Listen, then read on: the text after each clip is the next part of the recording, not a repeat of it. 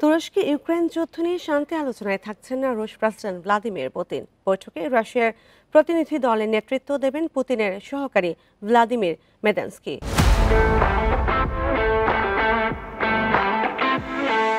পুতিনই প্রথম তুরস্কের ইউক্রেনের সাথে কোনো ধরনের পূর্ব শর্ত ছাড়াই আলোচনার আহ্বান জানিয়েছিলেন।